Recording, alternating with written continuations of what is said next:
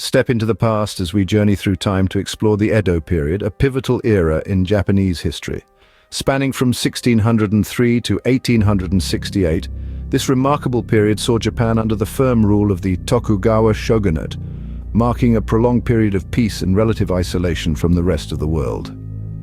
This isolation, though seemingly restrictive, played a crucial role in the country's evolution. It was a time when Japan's cultural, social, and political landscapes were being meticulously shaped, setting a unique rhythm that resonates to this day.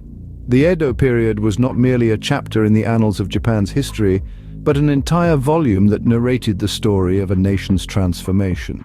The Edo period, an era of peace, stability, and isolation, set the stage for Japan's transformation into a modern nation. The tranquility of the Edo period was not an accident. It was carefully orchestrated by the Tokugawa shogunate. This powerful military government emerged victorious after the pivotal Battle of Sekigahara, a conflict that marked the end of the tumultuous Sengoku, or Warring States period. The newly established shogunate, under the leadership of Tokugawa Ieyasu, embarked on a mission to centralize power. The shogunate strategically distributed lands to loyal daimyo, or feudal lords, ensuring their allegiance and consolidating the shogunate's rule. In addition to this, the Tokugawa shogunate implemented a policy known as sakoku, or closed country. This isolationist policy restricted foreign influence and trade, effectively insulating Japan from the rest of the world. Only a select few, like the Dutch and the Chinese, were permitted limited trade access, and that too, through the port of Nagasaki only. The shogunate also established a rigid social hierarchy, with samurai at the top, followed by peasants, artisans, and merchants. This hierarchy, along with the policy of alternate attendance, which required daimyos to spend alternate years in the shogun's court, helped maintain control over the country. With an iron grip on power, the Tokugawa shogunate ruled with an unchallenged authority that laid the groundwork for a long-lasting peace. Edo society was not just about the samurai and shogunate. It was a vibrant tapestry of art, culture, and daily life. In the heart of Edo, the arts flourished like never before. The people reveled in kabuki theater, with its flamboyant costumes and dramatic plots, a spectacle that drew crowds from all walks of life. Ukiyo-e, or pictures of the floating world, captured the spirit of the time. Artists like Hokusai and Hiroshige immortalized the beauty of landscapes, city life, and even the mundane in vibrant woodblock prints.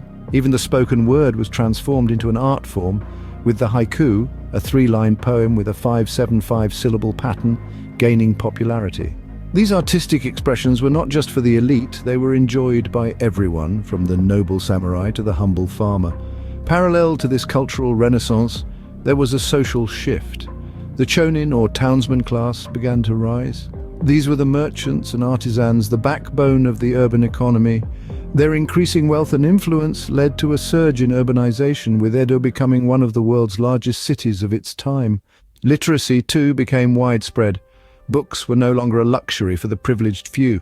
They were readily available, covering a range of subjects from literature to practical guides on farming and cooking. This rise in literacy led to an outpouring of popular fiction, further fueling the cultural boom. But the Edo period's cultural legacy is not confined to the past. It continues to influence Japan today. Kabuki and ukiyo-e have become synonymous with Japanese culture globally. The haiku remains a revered form of poetry. The chonin's entrepreneurial spirit lives on in Japan's bustling cities, and the value placed on literacy has made Japan one of the most literate societies in the world. In the bustling city streets and quiet rural villages, the Edo period was a time of cultural blossoming that still echoes in Japan today. All good things must come to an end, and so it was with the Edo period. The Edo period, a time of peace and stability, was not to last forever. In the mid-19th century, a series of events set in motion the end of this era. The arrival of Commodore Matthew Perry, a name that would forever echo in Japanese history, marked a significant turning point. Perry, representing the United States, sailed into Tokyo Bay in 1853 with a fleet of black ships. His mission? To force the opening of Japan to foreign trade. After more than 200 years of self-imposed isolation, the Tokugawa shogunate found itself cornered, and the treaty was signed. This event sparked a period of intense political turmoil, leading to the collapse of the Tokugawa shogunate. But as one era ended, another was ready to rise from its ashes. The Meiji era, a time of rapid modernization and westernization, was set into motion. The emperor was restored to power, marking the end of the shogunate system. Japan opened its doors to the world, embracing Western technology, education, and political systems. The samurai class, once the pillars of Japanese society, found their power waning as the country moved towards a more modern military system. Yet, despite these sweeping changes, the legacy of the Edo period did not simply vanish. Quite the contrary, the profound cultural and societal developments of the Edo period left a lasting impact on Japan. The values of discipline, frugality, and loyalty, so deeply ingrained during the Edo period, continued to shape Japanese society. The arts flourished, with traditional forms of music, theater, and visual arts being cherished and preserved.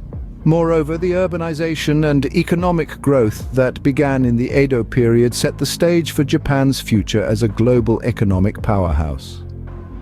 The Edo period's emphasis on education also left a lasting legacy, as Japan went on to develop one of the world's most admired educational systems. In the world of today, the spirit of the Edo period can still be felt. From the bustling streets of Tokyo, where the old meets the new, to the tranquil Zen gardens that offer a respite from the modern world, the echoes of the Edo period are never too far away. The sun set on the Edo period, but its legacy continues to shape Japan. The echoes of this pivotal era can still be heard in the heartbeat of modern Japan.